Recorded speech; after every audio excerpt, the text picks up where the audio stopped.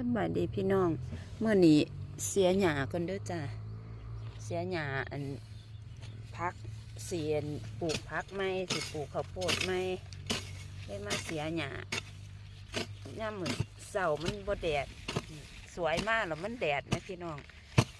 มาเสียหญ้าออกกำลังกายเด้อจ้าพี่น้องเอ้ยเสียหญ้าสิปลูกข้าวโพดสิลงข้าวโพดอีกจ้าหญ้าหลายครับมาออกกำลังกายเด้อเสียหญ้าออกกำลังกายได้แข็งแรงจ้ะนี่เด้อพี่น้องมาออกกำลังกายน้ำกันเด้อจ้า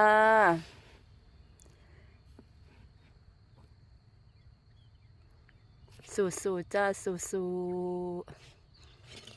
ๆสู้ๆเด้อพี่น้องเด้อเมื่อนี้ก็สู้ๆเด้อ